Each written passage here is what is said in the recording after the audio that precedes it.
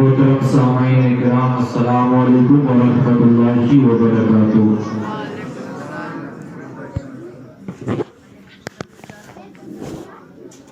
الحمدللہ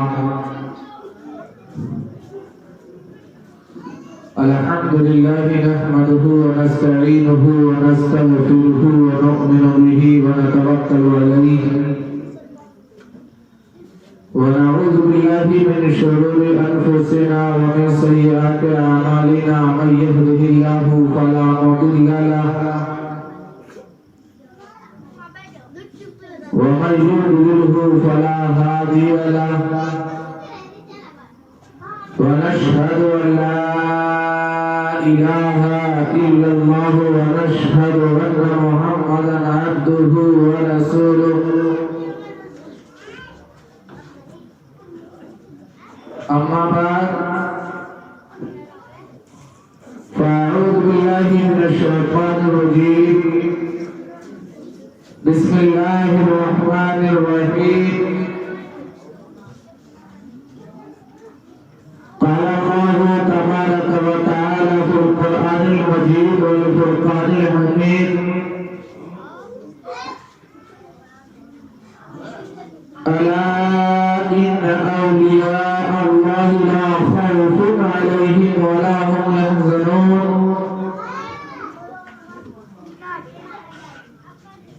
آمنت بالله صدق الله العظيم وبلغنا رسول النبي الأمين الكريم، ونحن على ذلك لمن الشاهدين والشاكرين، والحمد لله رب العالمين۔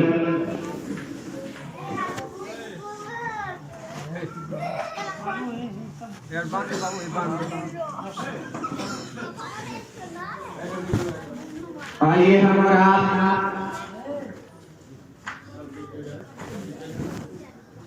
نہایت ہی عقیدت و محبت کے ساتھ کچھ سننے اور سنانے سے پہلے ساری کائنات کے مرکز عقیدت روحی فدا جناب محمد رسول اللہ صلی اللہ تعالی علیہ وسلم کی مقدس بارگاہ میں صلاۃ و سلام کا نذرانہ پیش کرنے پڑی۔ اللہم صلی علی سیدنا و شفیعنا و نبینا و مولانا محمد و بارک وسلم، صلاۃ و سلام علیک یا رسول اللہ صلی اللہ تعالی علیہ وسلم۔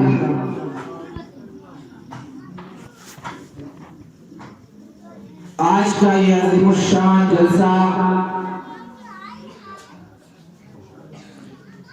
اور یہ نورانی محفل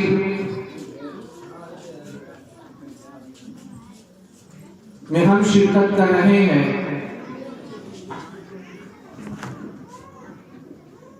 سیدنا حضور خواجہ غریب نواز عطائے رسول سلطان الہند معین الدین چشتی حسن سنجری اجمیری علیہ رحمت رضوان کی یاد میں ہم تمامی حضرات بیٹھے ہیں۔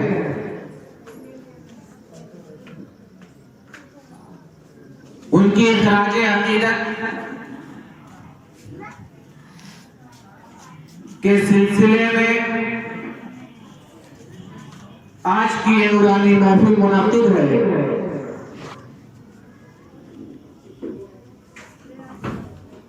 شاعر کہتا ہے: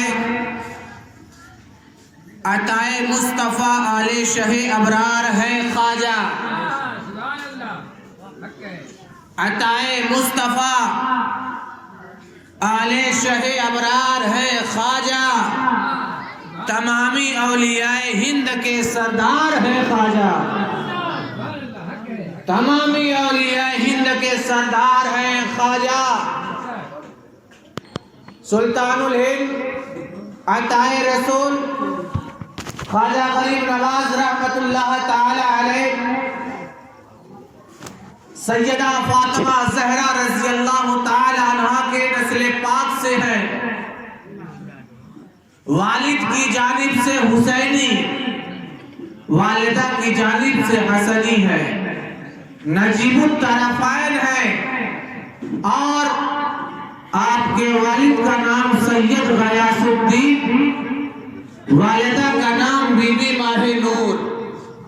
12 واسطوں سے مل کر کے حضور سیدنا خواجہ غریب نواز رحمت اللہ تعالیٰ علیہ کا یہ سلسلہ نسب حضرت علی کرم اللہ تعالیٰ وجہ الکریم سے جا کر کے مل جاتا ہے، اور میرے آقا کریم صلی اللہ تعالیٰ علیہ وسلم کی مقدس بارگاہ سے سلطان الہند خواجہ غریب نواز کو ہندوستان کی ولایت حاصل ہوتی ہے۔ ہندوستان کی سرزمین پر جس کو جو کچھ بھی ملا، یا ہندوستان کی سرزمین پر جس کو جو کچھ بھی ملے گا، یا ہندوستان کی سرزمین پر جس کو جو کچھ بھی مل رہا ہے، یہ عطائے خواجہ کے صدقے میں مل رہا ہے۔ شاعر کہتا ہے عطائے مصطفیٰ آل شہ ابرار ہے خواجہ، عطائے مصطفیٰ آل شہ ابرار ہے خواجہ، تمامی اولیاء ہند کے سردار ہے خواجہ، تمامی اولیاء ہند کے سردار ہیں خواجہ۔ اور یہ سلطان الہند خواجہ غریب نواز رحمت اللہ تعالیٰ علیہ کی زندہ کرامت ہے کہ چاہے ہندوستان میں کسی کی حکومت ہو، سب کو در خواجہ پر حاضری دینا لازم ہے۔ چاہے کسی کی حکومت ہو، چاہے کوئی بادشاہ ہو، چاہے کوئی راجہ ہو، چاہے کوئی سلطان ہو، جو کچھ بھی سلطان ہوگا، جو بھی سلطان بنے گا، جسے بھی سلطنت ملے گی، جسے بھی حکومت ملے گی ہندوستان کی سرزمین پر، وہ خواجہ غریب نواز رحمت اللہ تعالیٰ علیہ کو توفیق ملے گی اور آپ کی نظر عنایت سے ملے گی، اور یہ زندہ شواہد موجود ہے اس کے۔ اسی لیے شاعر نے کہا ہے سلاطین زمانہ کی جبی ہے ان کے قدموں میں، سلاطین زمانہ کی جبی ہے ان کے قدموں میں، نبی کے عشق سے کچھ اس طرح سرشار ہے خواجہ، نبی کے عشق سے کچھ اس طرح سے سرشار ہے خواجہ۔ اور ہم تو خواجہ والے ہیں، ہم تو سلطان والے ہیں، ہم تو معین الدین حسن سنجری والے ہیں، ہماری عقیدت کا کیا پوچھنا۔ اور یہ عقیدت کا ہی مظاہرہ ہے کہ آپ نے اپنے نرم اور گرم بستر کو چھوڑ کر کے، اپنی تمام مصروفیات کو چھوڑ کر کے اس کھلے آسمان کے نیچے بیٹھے ہیں اور حضور خواجہ غریب نواز رحمت اللہ تعالیٰ علیہ کی بارگاہ میں خراج عقیدت پیش کرتے ہیں۔ یہ ہماری اور آپ کی خوش نصیبی ہے۔ شاعر کہتا ہے تیری عظمت کے جو منکر ہوئے وہ ہو گئے رسوا، تیری عظمت کے جو منکر ہوئے وہ ہو گئے رسوا، تیرے در سے پھرے جو دہر میں وہ خار ہے خواجہ، تیرے در سے جو پھرے دہر میں وہ خار ہے خواجہ۔ عزیزان ملت اسلامیہ، سلطان الہند خواجہ غریب نواز رحمت اللہ تعالیٰ علیہ، آپ کے والد کا نام سید غیاث الدین ہے، آپ کی والدہ کا نام بی بی ماہ نور ہے۔ عراق کے ایک شہر سجستان میں جس کا ایک علاقہ ہے سنجر، وہیں پر آپ کی پیدائش ہوتی ہے اور ماں باپ کی آنکھوں سے شفقت میں پروان چڑھتے ہیں، ماں باپ کی تربیت میں اپنی زندگی کو گزارتے ہیں۔ 15 سال کی عمر جب ہوتی ہے تو آپ کے والد محترم سید غیاث الدین کا انتقال ہو جاتا ہے۔ ماں نے انہیں تسلی دی، ماں نے انہیں تسلی دی اور انہیں یقین دلایا، اور اس کے بعد علم حاصل کرنے کی تلقین فرمائی۔ اللہ اکبر مسلمانوں، سلطان الہند خواجہ غریب نواز رحمت اللہ تعالیٰ علیہ کو جو وراثت میں ملا تھا، ایک پرچکی ملی تھی اور ایک انگور کا باغ ملا تھا۔ 1 سال کا وقفہ گزرتا ہے کہ اس سال کے وقت 1 سال کے بعد آپ کی والدہ محترمہ بی بی ماہ نور کا بھی انتقال ہو جاتا ہے۔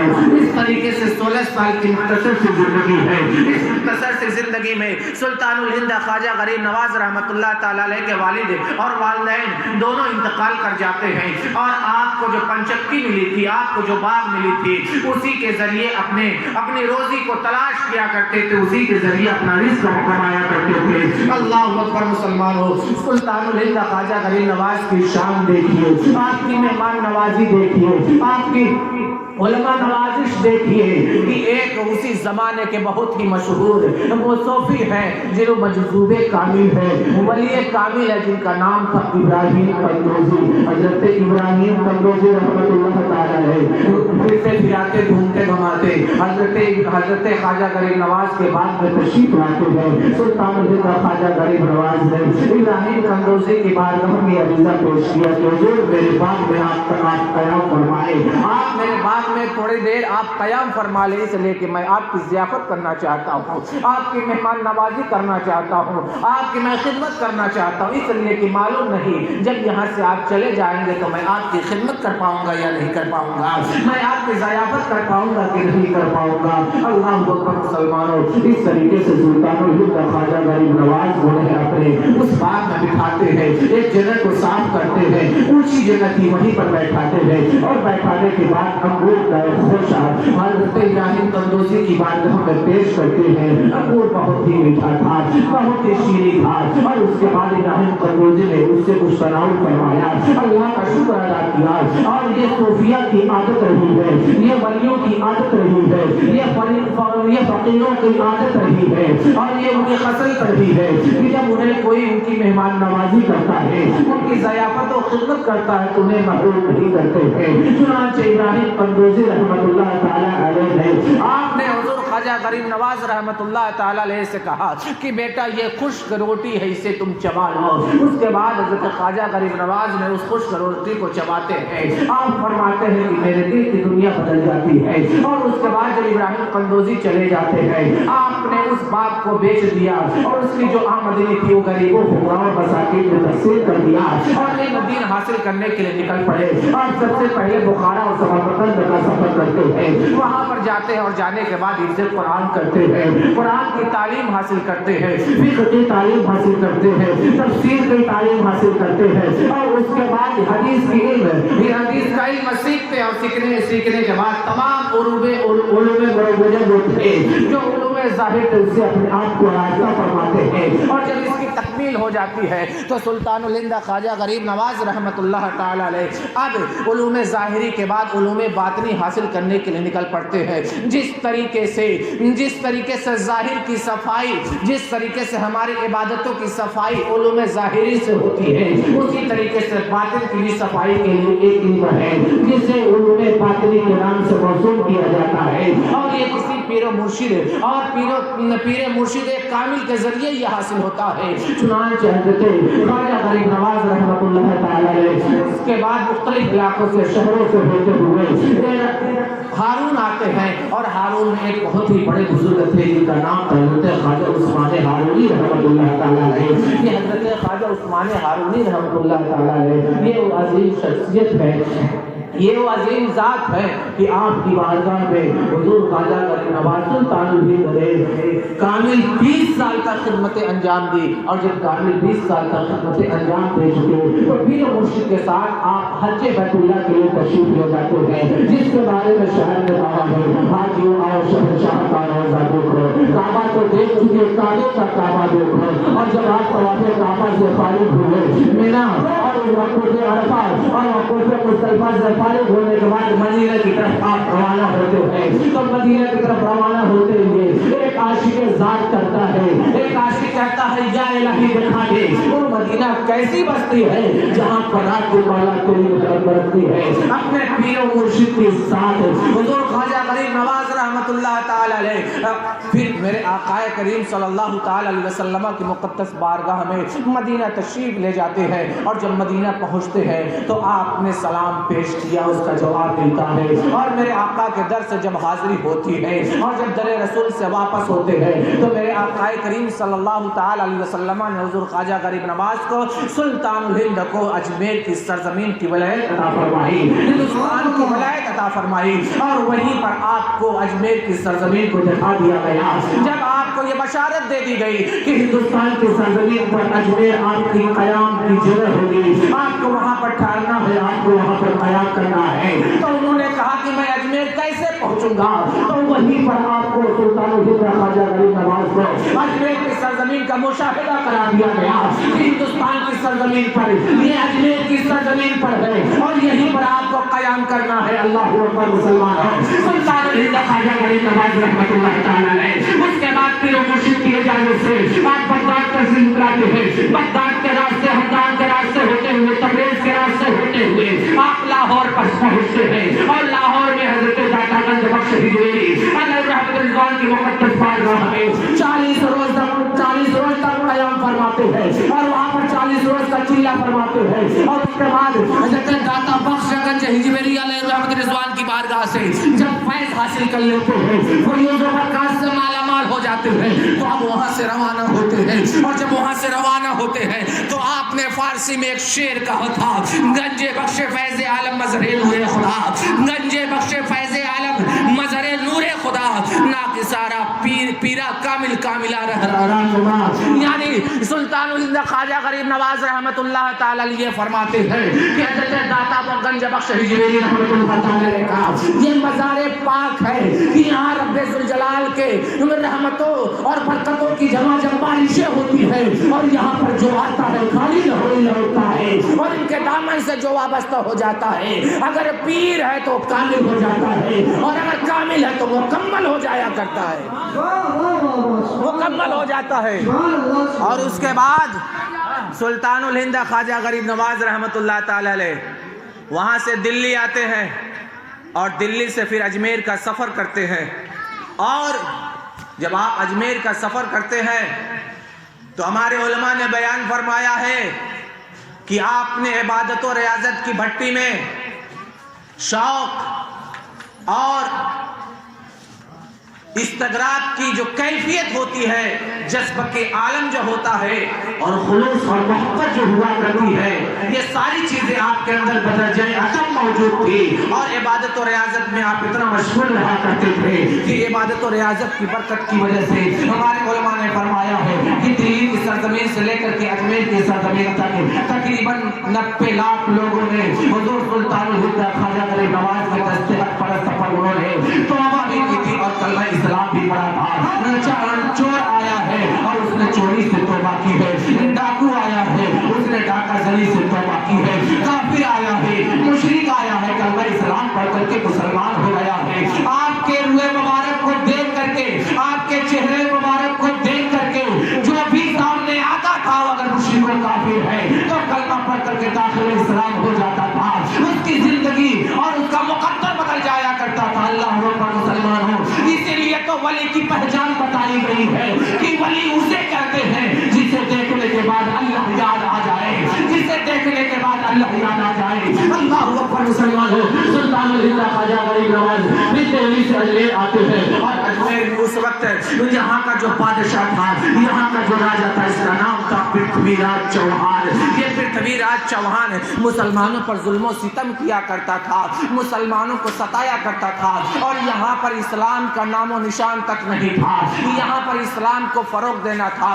یہاں پر اسلام کی نشر و اشاعت کرنی تھی، یہاں پر اسلام کی تبلیغ کرنی تھی، لوگوں کو بتوں کی بجائے ایک وحدہ لا شریک کی عبادت کی طرف مائل کرنا تھا۔ چنانچہ سلطان الہند خواجہ غریب نواز رحمۃ اللہ تعالی علیہ کو میرے آقا کی بارگاہ سے جو ہندوستان کی ولایت کا تحفہ ملتا ہے تو اس کا ایک مقصد، سب سے عظیم مقصد یہ تھا کہ ہندوستان کی سرزمین جو کفر و ضلالت کی سرزمین تھی، اسے مسلمانوں کی سرزمین بنا دیا جائے اور اسے دارالسلطنت اسلامیہ بنا دی جائے۔ اور قسم خدا کی آج بھی اگر اجمیر کی سرزمین کا جائزہ لیا جائے تو ہندوستان کی سرزمین کے اعتبار سے اجمیر کی سرزمین یہ ہندوستان کی سرزمین کا دل کہلایا جاتا ہے۔ اسی لیے سلطان الہند خواجہ غریب نواز کو اجمیر کی سرزمین کی ولایت حاصل ہوئی اور آپ وہاں پر قیام پذیر ہے۔ اللہ اکبر مسلمانوں، اس وقت کا جو راجہ تھا جس کا نام تھا پرتھوی راج چوہان، یہ مسلمانوں کو ستایا کرتا تھا، ان پر ظلم و ستم کیا کرتا تھا۔ سلطان الہند خواجہ غریب نواز جب اجمیر میں تشریف لاتے ہیں، ایک درخت کے نیچے قیام فرماتے ہیں، آپ وہیں پر بیٹھتے ہیں، وہاں پر راجہ کے اونٹ بیٹھا کرتے تھے۔ جب سلطان الہند خواجہ غریب نواز اپنے مریدوں کے ساتھ وہاں پر پہنچتے اور قیام فرماتے ہیں تو شتر بانوں نے کہا اور اونٹ کے دیکھ بھال کرنے والوں نے کہا یہاں پر راجا کے اونٹ بیٹھتے ہیں، آپ یہاں سے ہٹ جائیے، یہاں پر ہم راجا کے اونٹ کو بیٹھائیں گے۔ سلطان الہند خواجہ غریب نواز نے کہا سامنے اور جگہیں خالی ہیں، آپ وہاں پر اسے بیٹھا دیجئے، ان گھوڑوں کو ان اونٹوں کو آپ وہاں پر بیٹھا دیجئے۔ لیکن جو سپاہی تھے وہ مانتے نہیں ہیں، وہ پسند رہے کہ نہیں ہم اپنے اونٹوں کو یہیں پر بیٹھائیں گے۔ سلطان الہند خواجہ غریب نواز وہاں سے اٹھتے ہیں اور یہ کہہ کر اٹھتے ہیں، یہ ارشاد فرماتے ہوئے اٹھتے ہیں کہ راجا کے جو اونٹ ہے وہی یہاں پر بیٹھے۔ اللہ اکبر مسلمان ہو۔ اس کے بعد جب صبح کا وقت ہوتا ہے، شتربانوں نے سپاہیوں نے جب اونٹوں کو اٹھایا، وہ اٹھنے کا نام نہیں لے رہے ہیں، وہ اٹھنے کا نام نہیں لے رہے ہیں۔ اللہ اکبر مسلمانوں، لوگوں نے سمجھ لیا کہ وہ جو نیک بزرگ سامنے بیٹھے ہوئے ہیں انہی کی وجہ سے یہاں پر جو اونٹ بیٹھے اٹھ نہیں رہے ہیں، معافی تلافی کرتے ہیں۔ اس کے بعد سلطان الہند خواجہ غریب نواز نے فرمایا جب تمہارے اونٹ اٹھ جائیں گے اس کے بعد آپ تشریف جب وہ سپاہی جاتے ہیں تو اٹھ جاتے ہیں۔ اللہ اکبر مسلمانوں، اس طریقے سے آگے اور ہم بڑھتے ہیں۔ پھر راجا کو جب معلوم ہوا کہ کچھ صوفی قسم کے لوگ آئے ہوئے ہیں اور ان کی وجہ سے ان کے حلقہ عیادت میں لوگ داخل ہو رہے ہیں، مسلمان ہو رہے ہیں، ہندوانی رسموں کو چھوڑ رہے ہیں، وہ کفر و ضلالت کو چھوڑ رہے ہیں اور داخل اسلام ہو رہے ہیں، تو راجا نے اپنے زمانے کے سب سے بڑے جادوگر کو جوگی جے پال کو بلایا۔ جوگی جے پال کا واقعہ بھی آپ جانتے ہیں کہ جب وہ آتا ہے اپنا کرشمہ دکھاتا ہے، آسمان میں اڑنے کی کوششیں کرتا ہے۔ سلطان الہند خواجہ غریب نواز نے اپنے پیر کے چپل کو نکالا اور اسے حکم دیا وہ جوتی آپ کی اٹھتی ہے اسے جوگی جے پال کے سر پر مارتے ہوئے نیچے لاتی ہے، وہ آپ کے قدموں میں گرتا ہے، توبہ کرتا ہے، آپ کے ہاتھ پر مسلمان ہوتا ہے اور داخل اسلام ہو جاتا ہے، ولی کامل بن جاتا ہے، ایک نگاہ سے ولی کامل بن جاتا ہے۔ شاعر نے کہا ہے پینے کو تو پی لوں گا، پینے کو تو پی لوں گا، بس شرط ذرا سی ہے ابھی کا ساقی ہو بغداد کا میں کھانا۔ اسی لیے کہا جاتا ہے کہ سلطان الہند خواجہ غریب نواز کو جو یہ مرتبہ ملا ہے یہ غوث اعظم سے ملا ہے، اور غوث اعظم کو جو یہ مرتبہ ملا ہے وہ کربلائے مولا سے ملا ہے، اور کربلائے مولا سے کربلائے مولا کو جو یہ مرتبہ ملا ہے وہ علی کرم اللہ تعالیٰ وجہہ کریم سے ملا ہے، اور اس کے بعد حضرت علی کو جن سے یہ مرتبہ ملا ہے وہ ہمارے آقا محمد رسول اللہ ہے۔ پینے کو تو پی لوں گا بس شرط ذرا سی ہے اجمیر کا ساقی ہو بغداد کا میں کھانا۔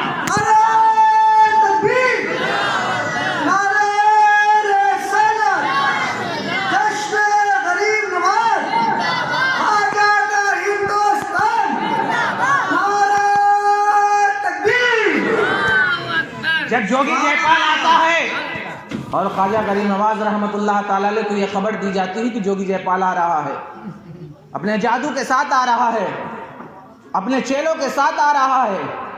سلطان الہند خواجہ غریب نواز رحمت اللہ تعالیٰ علیہ نے ارشاد فرمایا کہ یہ جاؤ کٹورا لے کر کے اور جانے کے بعد انا ساگر سے پانی لے کر کے آؤ، انا ساگر سے پانی لے کر کے آؤ۔ اور انا ساگر کے کنارے بڑے بڑے بت رکھے ہوئے تھے، بڑی بڑی مورتیاں رکھی ہوئی تھی جہاں پر من و ٹن تیل فروخت کیا جاتا تھا اور بتوں پر چڑھایا جاتا تھا، اور وہاں پر بتوں کی پرستش اور عبادت کی جاتی تھی۔ اور جب یہ معلوم ہوا راجا کے سپاہیوں کے کہ فقیر کی جانب سے پانی لینے کے لیے ان کا چیلا آ رہا ہے، ان کا شاگرد آ رہا ہے، تو پہرے بٹھا دیے گئے، پانی لینے نہیں دیا گیا۔ مرید آتا ہے، آنے کے بعد کہتا ہے حضرت سپاہی پانی نہیں لینے دے رہے ہیں۔ سلطان الہند خواجہ غریب نواز نے فرمایا جاؤ انا ساگر سے کہنا چلو تمہیں خواجہ بلا رہے ہیں۔ اللہ اکبر مسلمانوں، کٹورا تھا، کٹورے میں پورا انا ساگر چلا آیا، یہاں تک کہ تاریخ دان نے لکھا ہے، مورخین نے لکھا ہے کہ اگر پورے اجمیر کی سرزمین پر جتنا تالاب تھا، جتنا کنواں تھا،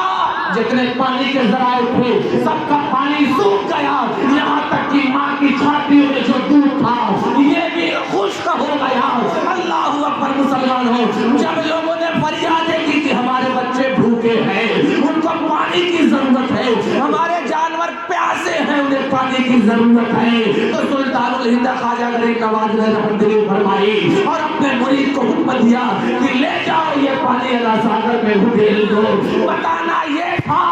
کہ یہ اگرچہ فقیر ہے لیکن ان کی حکومت زمینوں پر بھی ہے، اگر یہ چاہے تو پرانا ساغر کٹورے میں سمیٹ لے، ان کا کوئی کچھ بگاڑ نہیں سکتا۔ یہ عظمت تھی ان کی، یہ جلالت شان تھی ان کی۔ اللہ اکبر مسلمانوں، اس طریقے سے سلطان الہند خواجہ غریب نواز نے اس چھوٹے سے کٹورے میں سارے انا ساگر کے پانی کو سمو دیا۔ اللہ اکبر مسلمانوں، اس کے بعد جو واقعہ ہوتا پرتھوی راج چوہان کس طریقے سے اپنے انجام کو پہنچتا ہے اسے میں بھی آپ کو بتا دیتا ہوں۔ اور وہ واقعہ یہ ہے کہ سلطان الہند خواجہ غریب نواز کا ایک مرید تھا، خواجہ پاک کا ایک مرید تھا جسے پرتھوی راج چوہان نے اذیت دی، تکلیف دی۔ اس مرید نے سلطان الہند خواجہ غریب نواز کی بارگاہ میں آ کر کے شکایت کی کہ حضور راجہ کی طرف سے مجھے یہ تکلیف پہنچی ہے، مجھے یہ اذیت دی گئی ہے۔ سلطان الہند خواجہ غریب نواز نے اپنے زبان حال سے فرمایا، اپنے زبان قال سے فرمایا کہ پتھورا را گرفتیم و دادیم، ہم نے پرتھوی راج چوہان کو گرفتار کیا اور اسلامی حکومت کو دے دیا۔ اللہ اکبر مسلمانوں، اسی وقت ایک بادشاہ جس کا نام تھا شہاب الدین غوری، شہاب الدین غوری ہندوستان پر حملہ کرتا ہے، پرتھوی راج چوہان سے اس کا مقابلہ ہوتا ہے۔ سلطان شہاب الدین غوری مسلمانوں کا قائد تھا اور مسلمانوں کی جانب سے لڑ رہا تھا۔ سلطان شہاب الدین غوری کو فتح یابی ملتی ہے، وہ فتح پاتا ہے اور اس طریقے سے پرتھوی راج چوہان ہلاک کر دیا جاتا ہے۔ اللہ اکبر مسلمانوں، اب راستے کے جتنے بھی کانٹے تھے وہ سب ختم ہو جاتے ہیں، راستے میں جتنے کانٹے تھے وہ سب دور ہو جاتے ہیں۔ اب اس طریقے سے سلطان الہند خواجہ غریب نواز وہیں پر اجمیر کی سرزمین پر قیام فرماتے ہیں۔ اب ان کے قیام کا اندازہ دیکھیے، سلطان الہند خواجہ غریب نواز اجمیر کی سرزمین پر قیام فرما رہے ہیں، آپ کی بارگاہ میں دور دراز سے لوگ آ رہے ہیں، مستفید ہو رہے ہیں، فیض یاب ہو رہے ہیں۔ کافر آ رہا ہے کلمہ شہادت پڑھ کر کے مسلمان ہو رہا ہے، چور آ رہا ہے چوری سے تائب ہو رہا ہے، ڈاکو آ رہا ہے ڈاکہ زنی سے توبہ کرتا ہے، شرابی آ رہا ہے یہ عہد و پیمان کر کے واپس جاتا ہے کہ آج سے میں شراب نہیں پیوں گا۔ ماں باپ کا نافرمان آ رہا ہے، یہ عہد و پیمان کر کے جا رہا ہے کہ ماں باپ کو نہیں ستاؤں گا۔ آ رہا ہے آنے والا ایک نگاہ کیمیا سے اپنی زندگی کو بدل کر کے جا رہا ہے۔ سلطان الہند خواجہ غریب نواز کی بارگاہ میں جو بھی آیا، جس بھی حیثیتوں سے آیا، جس طریقے سے آیا، جو نیتیں لے کر کے آیا، سلطان الہند خواجہ غریب نواز نے اسے محروم نہیں کیا، اسے ہٹایا اور اسے دیا اور اسے نوازا۔ اللہ اکبر مسلمانوں، سلطان الہند خواجہ غریب نواز کی محبت میرے آقا سے، آپ کا عشق میرے آقا سے کیا تھا؟ اللہ کے حبیب صلی اللہ تعالی علیہ وسلم نے ارشاد فرمایا، لا یؤمن احدکم حتی اکون احب الیہ من والدہ وولدہ والناس اجمعین۔ حدیث پاک ہے کہ جب تک کہ بندہ مومن اپنے والدین، اپنی اولاد اور تمام لوگوں سے زیادہ مجھ سے محبت نہ کرے اس وقت تک مومن کامل نہیں ہو سکتا۔ پتہ یہ چلا کہ محبت اگر کامل ہے تو رسول اللہ سے سچی عقیدت ہونی چاہیے، سچا پیار ہونا چاہیے۔ رسول اللہ کی محبت ہے، رسول اللہ کا پیار ہے، رسول اللہ سے عشق ہے، تو چاہے وہ محبت پدری ہو، چاہے محبت شفقت ہو، چاہے محبت قرابت ہو، کوئی بھی محبت ہو، رسول اللہ کی محبت پر وہ غالب نہیں آ سکتی، رسول اللہ کی محبت پر کبھی غالب نہیں آ سکتی۔ اسی لیے اس حدیث پاک میں تینوں چیزوں کو بیان کیا گیا ہے کہ محبت کی تین قسمیں ہوتی ہے۔ ایک محبت کی قسم ہوتی ہے محبت فطری، جو باپ اپنے بیٹوں سے کرتا ہے، جو ماں اپنے بیٹوں سے کرتی ہے، جو باپ اپنے بیٹیوں سے کرتا ہے، جو ماں اپنی بیٹیوں سے کرتی ہے، جس طریقے سے والدین اپنے اولاد پر محبت و شفقت کرتے ہیں، اسے محبت فطری کہا جاتا ہے۔ اور اس کے علاوہ جو باپ اور جو بیٹا اپنے باپ پر محبت نشان کرتا ہے، اس کو جو بیٹا اپنے باپ پر محبت نشان کرتا ہے اسے محبت فطری اور محبت شفقت بھی کہا جاتا ہے۔ اللہ اکبر مسلمانوں، اس کے بعد محبت قرابت ہوتی ہے۔ محبت قرابت کا معنی یہ ہوتا ہے لوگوں کی محبت جو دلوں میں ہوتی ہے۔ تو میرے آقا نے تینوں محبت پر اپنی محبت کو فوقیت دی ہے کہ سنو، لا یؤمن احدکم حتی اکون احب الیہ من والدہ وولدہ والناس اجمعین، کہ ماں باپ سے زیادہ محبت ہونی چاہیے، اولاد سے زیادہ محبت ہونی چاہیے، تمام لوگوں سے زیادہ محبت ہونی چاہیے۔ اس حدیث پاک کی روشنی زندگی میں جب ہم سلطان الہند خواجہ غریب نواز کی زندگی کا مطالعہ کرتے ہیں، جب ان کی زندگی کو پڑھتے ہیں، جب ان کی سوانح حیات کو ہم پڑھتے ہیں، تو قسم خدا کی ہمیں یہ واضح نظر آتا ہے کہ آپ کی محبت رسول اللہ سے سچی تھی، آپ کا پیار رسول اللہ سے قائم تھا، آپ کا عشق رسول اللہ سے اتنا عظیم تھا کہ سلطان الہند خواجہ غریب نواز جب حدیث کو بیان کیا کرتے تھے، جب میرے آقا کی حدیث کو بیان کرتے تھے تو آنکھوں سے آنسو جاری ہو جایا کرتے تھے، رونے لگتے تھے۔ اور ایک موقع سے سلطان الہند خواجہ غریب نواز نے اسی عشق کا اظہار کچھ یوں کیا ہے کہ کل قیامت کے دن رسول اللہ جس سے ناراض ہوں گے تو وہ قیامت کے دن رسول اللہ کے سامنے کیسے ہوگا؟ وہ رسول اللہ کی بارگاہ میں شرمندہ ہوگا، اور جو رسول اللہ سے شرمندہ ہوگا، یہ بتاؤ قیامت کے دن اس کا ٹھکانہ کیا ہوگا، اس کی جگہ کیا ہوگی؟ افسوس ہے ایسے انسان پر جس نے رسول اللہ کی شرمندگی کو مول لیا ہے۔ اللہ اکبر مسلمانوں، یہی وہ عشق تھا جس عشق کی وجہ سے ہم سلطان الہند توبے کرتے ہیں، جس عشق کی بنیاد پر ہم انہیں عطائے رسول کرتے ہیں۔ ان کی محبت کتنی عظیم تھی۔ اللہ اکبر مسلمانوں، سلطان الہند خواجہ غریب نواز کی حلم اور آپ کی بردباری اور غربا پروری اور فقیروں کو کھانا تقسیم کرنا اور فقیروں کی مدد کرنا، کس طریقے سے آپ کے دل میں غریبوں کی محبت تھی، آپ بھی اس کو سماعت فرما لیں۔ اللہ اکبر مسلمانوں، سلطان الہند خواجہ غریب نواز رحمۃ اللہ تعالی علیہ کو غریب نواز اسی لیے کہا جاتا ہے کہ جب آپ حیات تھے تو کوئی آپ کی بارگاہ سے خالی ہاتھ نہیں لوٹا، اور آج بھی تقریباً 800 سال کا وقفہ گزرنے والا ہے، 800 سال ہونے والا ہے، اتنے زمانے میں بھی جو بھی گیا ہے درِ خواجہ پر وہ خالی ہاتھ نہیں لوٹا ہے، جو بھی گیا ہے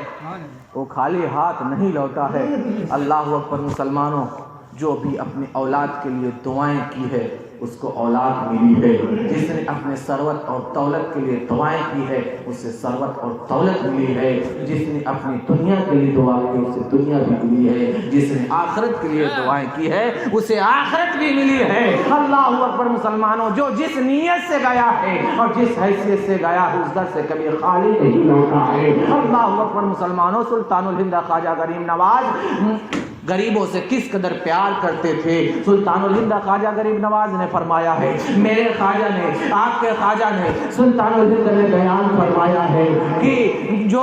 غریبوں کو کھانا کھلاتا ہے تو کل قیامت کے دن یہی کھانا کھلانا اس کے درمیان اور جہنم کے درمیان 7 پردے حائل کر دیے جائیں گے۔ یعنی آپ دنیا میں کھانا کھلائیں اور اللہ کی بارگاہ میں وہ کھانا کھلانا آپ اللہ کی بارگاہ میں مقبول ہوگا، تو کل قیامت کے دن جب کوئی پرسان حال نہیں ہوگا، کوئی پوچھنے والا نہیں ہوگا، نفسی نفسی کا عالم ہوگا، تو اس کھلانے والے کے درمیان اور جہنم کے درمیان 7 پردے حائل کر دیے جائیں گے، یعنی اس کا کھلانا اللہ کی بارگاہ میں مقبول ہو گیا ہے۔ اور سلطان الہند خواجہ غریب نواز کی بارگاہ سے آج بھی لنگر تقسیم ہو رہا ہے، جانے والے جا کر کے دیکھ رہے ہیں، اپنے ماتھے کی نگاہوں سے دیکھ رہے ہیں کہ سلطان الہند خواجہ غریب نواز کی بارگاہ سے آج بھی ویسا ہی لنگر تقسیم ہو رہا ہے، اور جو جیسے چاہ رہا ہے اسے کھا رہا ہے۔ اللہ اکبر مسلمانوں،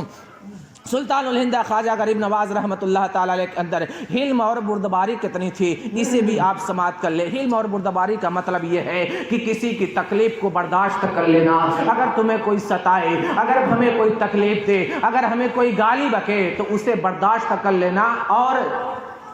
گناہ کا بدلہ نیکی سے دینا۔ اگر اس نے تکلیفیں دی ہے تو محبت اور پیار بھرے لہجے میں اس کا اسے بدلہ دینا۔ سلطان الہند خواجہ غریب نواز کی زندگی پاک کو پڑھنے سے ہمیں یہ پتہ چلتا ہے کہ آپ کا ایک جانی دشمن تھا۔ یوں تو جو بھی تبلیغ کے لیے آیا ہے، جو بھی مبلغ رہا ہے اور جو بھی اسلام کی دعوت دیتا ہے اسے کسی نہ کسی طریقے سے دبانے کی کوشش کی جاتی ہے اور اسلام کو پھلنے اور پھولنے سے روکنے کی کوشش کی جاتی ہے، لیکن یہ ایک ایسا درخت ہے کہ جتنا کاٹو گے اتنا ہی ابھرے گا۔ قدرت نے اس میں اتنی لچک دی ہے، جتنا دباؤ گے اتنا ہی ابھرے گا۔ میرے آقا کریم صلی اللہ تعالی علیہ وسلم کی زندگی پاک آپ کی نگاہوں کے سامنے ہے۔ مکہ کے لوگوں نے کہا کہ محمد ابن عبداللہ کو قتل کون کرے گا؟ مکہ کے لوگوں نے پلان بنایا میرے آقا کریم صلی اللہ تعالی علیہ وسلم کو قتل کرنے کا. کسی کی ہمت اور کسی کی مجال نہیں تھی. حضرت عمر نے کہا کہ محمد ابن عبداللہ کو میں قتل کروں گا, محمد ابن عبداللہ کو میں قتل کروں گا. تلوار لیتے ہیں اور لینے کے بعد نکل پڑتے ہیں. مکہ کے قریش نے کہا اب تو یہ قتل ہی کر دیں گے, اس لیے کہ مکہ کے سرزمین پر اس وقت عمر جیسا مقابل اور عمر جیسا بہادر انسان نہیں ہے. اس لیے عمر آج محمد ابن عبداللہ کو قتل کر دیں گے صلی اللہ تعالی علیہ وسلم. عزیزان ملت اسلامیہ, راستے میں ایک صحابی رسول ملتے ہیں جن کا نام تھا نعیم. نعیم بن عبداللہ نے کہا عمر کہاں جا رہے ہو, بڑے تیور میں لگ رہے ہو, بڑے تیش میں ہو, بڑے جلال میں ہو, کہاں جا رہے ہو؟ تو انہوں نے کہا کہ جا رہا ہوں محمد کا خاتمہ کرنے کے لیے. تو نعیم نے کہا کیا آپ نے اپنے بھائی, اپنے بہنوئی اور بہن کی خبر لی ہے؟ وہ بھی انہیں کا کلمہ پڑھ کر کے مسلمان ہو گئے. حضرت عمر جلال میں ہے اور آپ کو جلال آتا ہے, اور اس کے بعد سیدھے بہن کے گھر پہنچتے ہیں, دروازہ کھٹکھٹاتے ہیں. دروازے پر پہنچنا تھا کہ اندر قرآن کی تلاوت آ رہی ہے. حضرت خباب اندر موجود ہیں اور آپ کے بہنوئی ہیں اور آپ کی بہن بھی ہیں, قرآن کی تعلیم حاصل کر رہے ہیں. قرآن کی آواز آتی ہے, دروازہ کھٹکھٹاتے ہیں, اندر سے آواز آتی ہے کون؟ باہر سے. حضرت عمر نے کہا کہ عمر بن خطاب, دروازہ کھولا جاتا ہے. حضرت عمر نے نہ کچھ دیکھا اور نہ کچھ پوچھا, آپ نے سیدھے ان کو زدوکوب کرنا شروع کر دیا, انہیں لہو لہان کر دیا, یہاں تک کہ اپنے بہن کو ایک گھونسا مارا, ان کو چہرے پر لگا اور پورا چہرہ ان کا لہو لہان ہو گیا اور آپ گر پڑتی ہیں. اللہ اکبر مسلمانوں, اس طریقے سے آپ کے بہنوئی بھی کونا کون ہو جاتے ہیں, لہو لہان ہو جاتے ہیں, آپ کی بہن بھی لہو لہان ہو جاتی ہے. اور اس کے بعد جب بہن نے دیکھا کہ اب میرے بھائی عمر ہمیں چھوڑنے والے نہیں ہیں, تو وہ بھی عمر کی بہن تھی, انہوں نے کہا کہ چاہے تم ہماری جان نکال لو, چاہے تم ہمارے رگ رگ کا خون بہا دو, لیکن جس نبی کا ہم نے کلمہ پڑھا ہے اس نبی کا کلمہ چھوڑ نہیں سکتے. اللہ اکبر مسلمانوں, جب عمر کی بہن کا یہ تہوار عمر میں بلایا گیا تو ان کا غصہ ٹھنڈا ہوتا ہے اور انہوں نے کہا کہ لاؤ تم کیا پڑھ رہے تھے, میں بھی تو دیکھو. تو ان کی بہن نے کہا کہ ایسے نہیں چھو سکتے, تم کو غسل کرنا پڑے گا. حضرت عمر غسل کرتے ہیں, قرآن کریم کی تلاوت ہوتی ہے, آپ کے دل میں اس قرآن کریم کی تلاوت اتنی جاگوزی ہوتی ہے کہ فوراً وہاں سے نکلتے ہیں. میرے آقا حضرت ارقم کے دولت قدے پر ہے, حضرت ارقم کے دولت قدے پر ہے, حضرت حمزہ رضی اللہ تعالی وہاں پر موجود ہے, حضرت ارقم ہے اور چند صحابہ ہیں. میرے آقا کریم صلی اللہ تعالی علیہ وسلم کو خبر دی جاتی ہے یا رسول اللہ عمر آ رہے ہیں, ان کی نیت اچھی محسوس نہیں ہو رہی ہے. حضرت حمزہ نے کہا کہ اگر عمر اچھی نیت سے آ رہے ہیں تو کچھ نہیں ہوگا, اور اگر ان کی نیت اور ان کا ارادہ اچھا نہیں ہے تو انہیں کی تلوار سے انہیں قتل کر دیا جائے گا. اللہ اکبر مسلمان ہو, دروازے پر پہنچتے ہیں, کنڈی کھلتی ہے, اندر داخل ہوتے ہیں. میرے آقا کا روح زیبا دیکھتے ہیں, قرآن کی تاثیر ان کے دل میں بیٹھ چکی ہے. میرے آقا نے فرمایا اے عمر, اسی طریقے سے ہلاک ہونا ہے یا کلمہ اسلام پڑھ کر کے مسلمان ہونا ہے. حضرت عمر فوراً قدموں پر گرتے ہیں اور کہتے ہیں یا رسول اللہ, میں تمام کفری عقائد سے توبہ کرتا ہوں اور میں مسلمان ہوتا ہوں اور کلمہ پڑھ کر کے داخل اسلام ہو جاتا ہوں.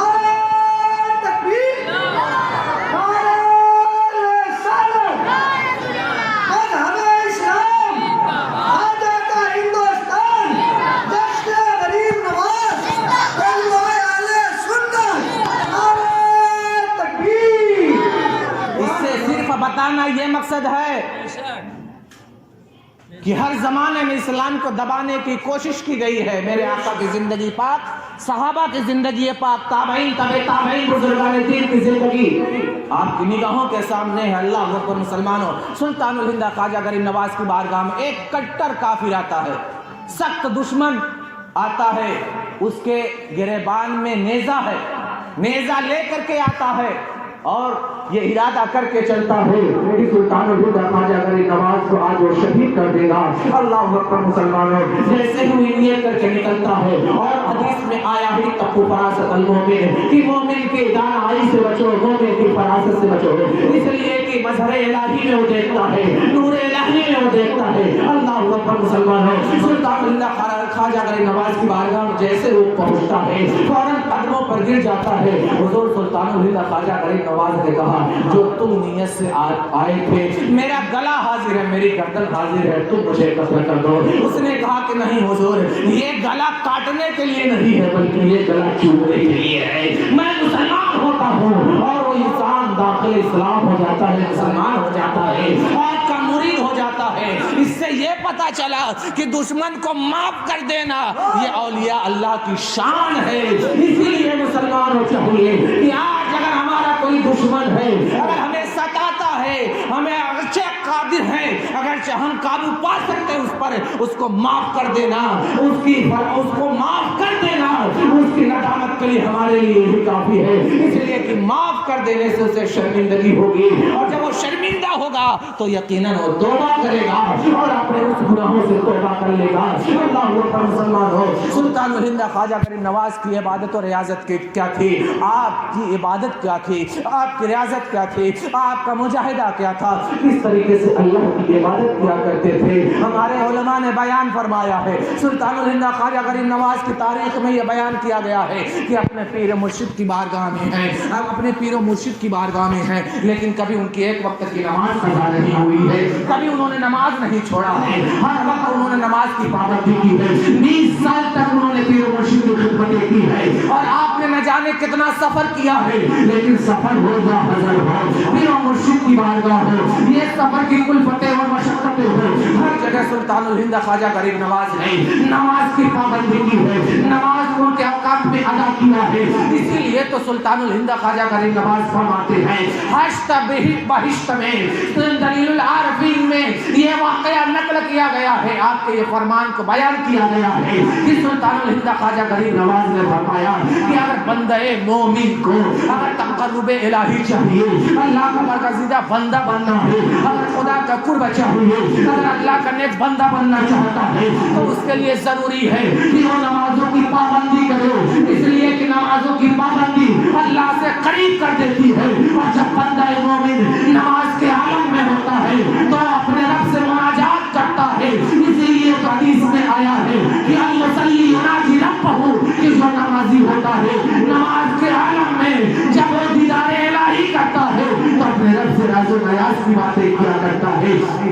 اپنے رب سے راز و نیاز کی باتیں کیا کرتا ہے. اللہ اکبر مسلمانوں, میرے خواجہ غریب نواز نے دلیل العارفین میں بیان فرمایا ہے, آپ نے دلیل العارفین میں یہ بیان فرمایا ہے کہ ایک بندہ مومن کے لیے یہ ضروری ہے, ایک بندہ مومن کا یہ حق بنتا ہے کہ وہ نمازوں کو پنج وقت ادا کرے, اور جب نمازوں کو ادا کرے تو ان کے ارکان و شرائط کے ساتھ نمازوں کو ادا کرے. اس کا جو رکن ہے, اس کی جو شرطیں ہیں, اس کے جو فرض ہیں, ان کے جو واجبات ہیں, ان کے جو سنن و مستحبات ہیں, ان کو کما حق ادا کرے. اس لیے کہ جو بندے مومن ان کے کما حق ادا نہیں کرتا ہے تو اس کا وبال کیا ہوتا ہے, اور جو نماز کو کما حق ادا کرتا ہے, ارکان و شرائط کے ساتھ ادا کرتا ہے, واجب و مستحبات کے ساتھ ادا کرتا ہے, سنن و نوافل کے ساتھ ادا کرتا ہے, آداب اور طریقے سے ادا کرتا ہے, تو سلطان الہند خواجہ غریب نواز فرماتے ہیں کہ جب بندہ مومن نماز پڑھتا ہے تو یہ نماز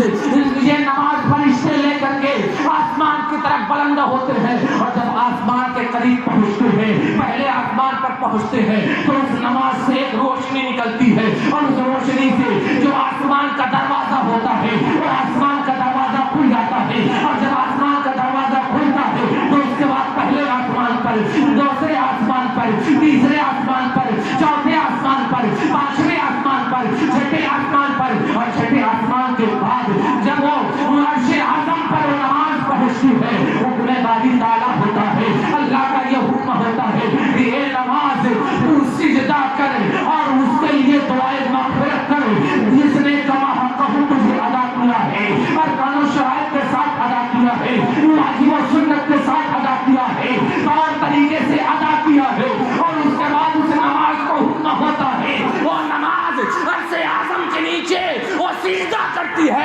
نمازی کے لیے وہ دعائیں رحمت کرتی ہے. سبحان اللہ سبحان اللہ سبحان اللہ. تو نمازی کے لیے دعائیں مغفرت اور دعائیں رحمت کرتی ہے. لیکن اگر واجبات کے ساتھ، ارکان کے ساتھ، فرائض کے ساتھ، شرائط کے ساتھ نماز نہیں ادا کی جاتی ہے تو یہی نماز جب آسمان کی طرف لے جائی جاتی ہے تو نماز کی وجہ اس نماز آسمان پہ پہنچتی ہے تو دروازہ نہیں کھلتا ہے،